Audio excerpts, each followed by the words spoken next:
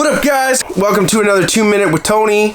For those of you friends that have a camera, DSLR or mirrorless camera sitting around and you want to learn how to use the damn thing, I'm going to be talking about the three most fundamental functions that all cameras have in common: shutter speed, aperture, and ISO, and we're going to talk about how you can use them to expose your images.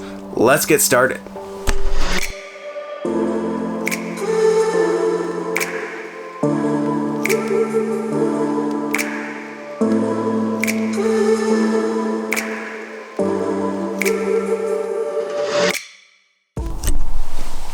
Okay, so I can remember the first time getting a DSLR camera. It was actually back in college, and I was in a photography class, and in my first class they gave me this sheet with all kinds of information, just way too much information. I really thought learning photography was gonna be more complicated than it actually is. I'm making this series of camera basics videos for you guys in my 2 Minutes with Tony playlist, so that way we can learn in small chunks, and I'll try and give you enough information right up front so that way you can start using your cameras and getting creative with them. Well, the reason why we're starting with shutter speed, aperture, and ISO is I believe that those are the three main functions that are going to really help you get creative and have fun with your photography. Before we get started, make sure to subscribe and click that little bell, turn on the notifications so you get the rest of those videos, and you can see the other cool stuff that I put out, like my behind the scenes vlogs. Got more tips and stuff for you guys. Make sure you follow along,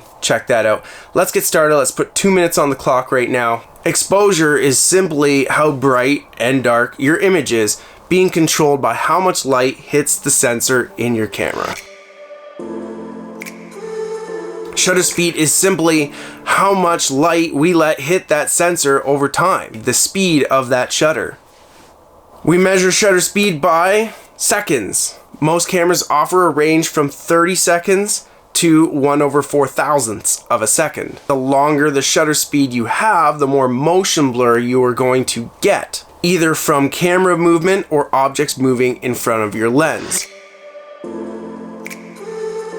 Aperture, which is basically how much light we let in through the opening in our lens. We measure that opening with what we call an f number or f-stop. A smaller number is a larger opening, and a larger number is a smaller opening. I'm going to mention that aperture also controls what we call depth of field. If you wanted to be like a portrait photographer, isolating your subject and blurring out the background, that is called a shallow depth of field, and we are going to achieve that with a lower number or a larger opening. A number like f1.8 or 2.8. Once you start getting over that, more things start to become in focus, creating a greater or deeper depth of field.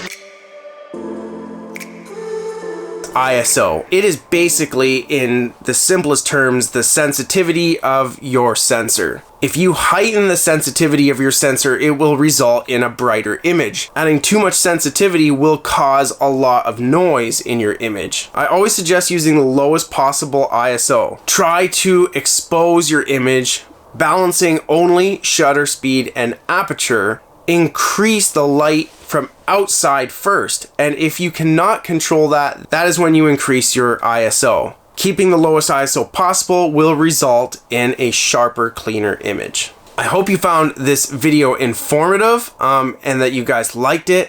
Make sure to continue following along with the rest of the videos that I'll be coming out, where we can dive deeper into the more advanced functions. Make sure to give me a little thumbs up there. If you got any questions at this point, make sure to put them down in the comment section below.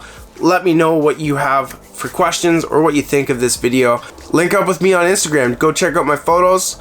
I'll be updating you guys on stories there. I hope to see you in the next video. Peace.